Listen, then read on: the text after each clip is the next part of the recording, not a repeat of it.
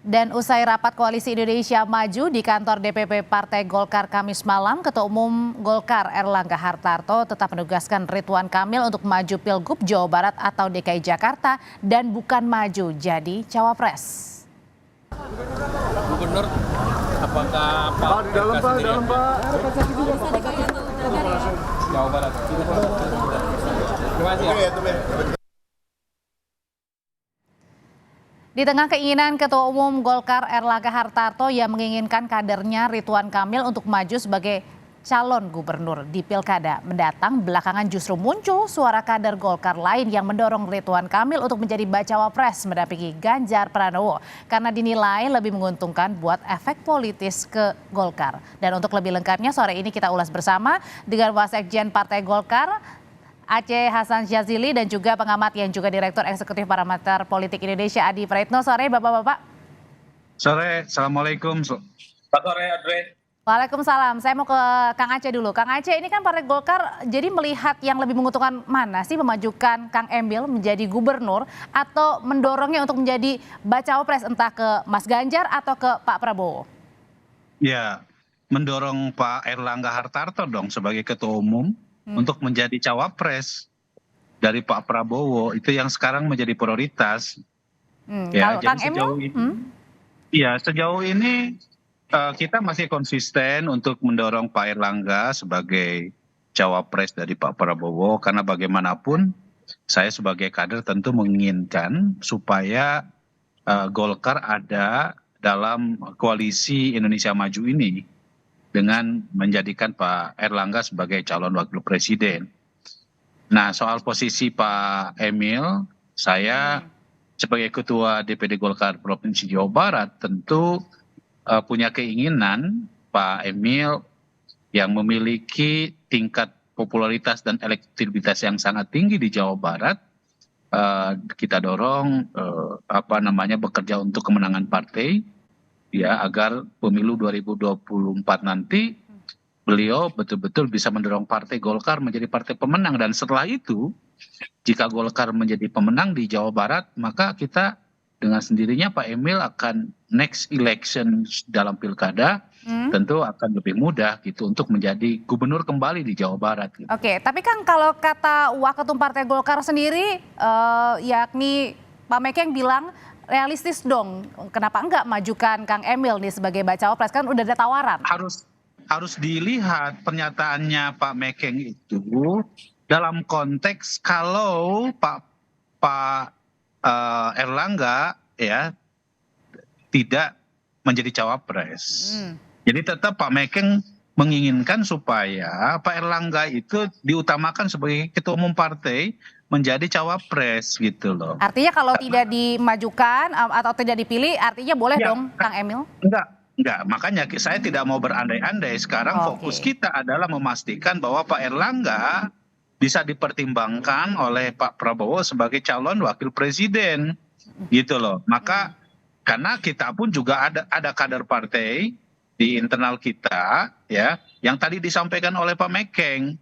Jadi artinya harus dilihat bahwa Partai Golkar fokus sekarang ini mendorong agar Pak Erlangga menjadi calon wakil presiden gitu. Dan Pak Emil seperti yang disampaikan oleh Pak Erlangga, beliau sejauh ini ditugaskan untuk memenangkan Partai Golkar di Jawa Barat, DKI, dan Banten, sehingga elektoral partai tetap terus terjaga. Karena bagaimanapun kita tahu bahwa Pak Emil merupakan gubernur Jawa Barat yang dinilai sukses oleh masyarakat, sehingga penting sekali sebagai kader wakil ketua umum yang loyal terhadap kebijakan partai. Dan saya yakin Pak Erlangga Pak Emil akan selalu fatsun sama keputusan partai. Tapi Kang, gini, ini kan survei elektabilitas Kang Emil lagi tinggi-tingginya nih. Terus kemudian juga katanya sempat juga ditawarin oleh Bu Mega ya tentang posisi bacawa pres. Jadi ini Partai Golkar tidak memperbolehkan kalau Kang Emil menjadi bacawa pres, Mas Ganjar.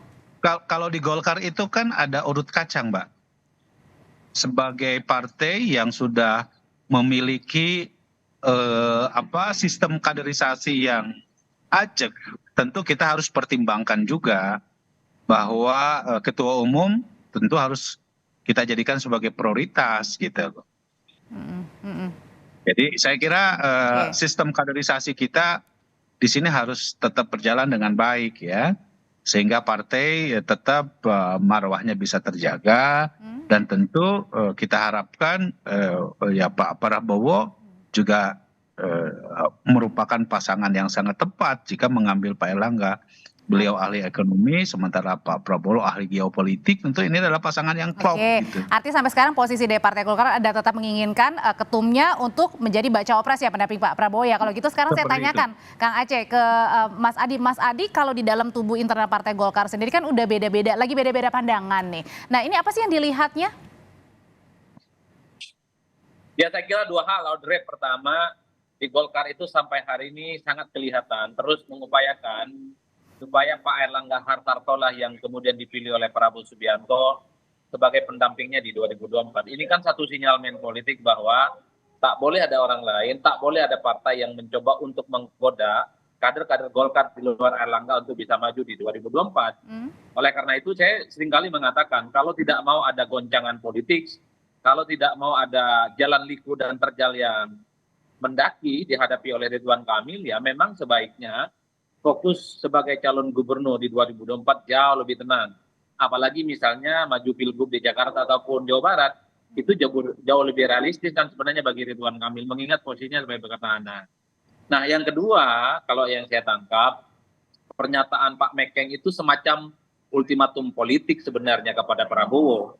Kalau Erlangga Hartarto misalnya tidak dipilih sebagai calon pendampingnya, dan pada saat bersamaan misalnya Ridwan Kamil diminati oleh PDIP sebagai pendamping Ganjar Pranowo, dan itu terjadi, bukan tidak mungkin Golkar yang saat ini berada di barisan Prabowo Subianto itu akan hijrah dan migrasi menjadi bagian dari pendukungnya PDIP, karena di situ ada Kang Ridwan Kamil yang berpotensial maju dengan Ganjar Pranowo. Itulah yang saya sebut ini semacam kode keras dari Golkar, bukan tidak mungkin. Artinya tetap satu suara ya di internal sendiri gitu ya Mas Adi ya?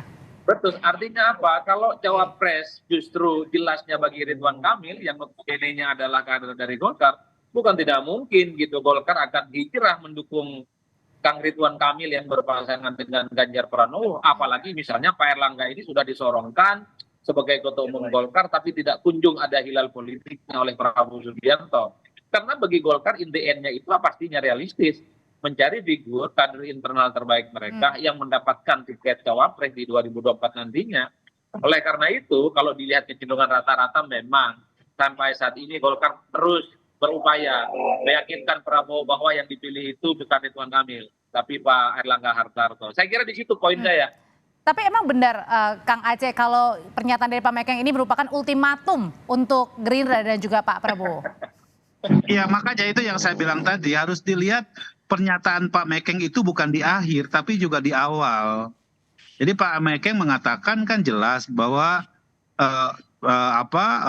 Pak Erlangga sekarang ini akan didorong terus untuk menjadi calon wakil presiden dari Pak Prabowo.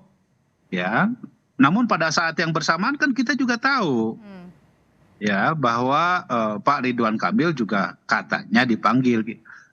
Ya. Tentu sebagai partai yang mengedepankan kaderisasi dan tentu kebutuhan objektif atas apa yang dihadapi oleh bangsa ini, saya kira kami memiliki pandangan baik jika Golkar ada di dalam pasangan capres-cawapres itu gitu. Tapi kalau misalnya Pak Prabowo tidak memilih Pak Erlangga sebagai bacawa, ini nggak bisa pakai misalnya.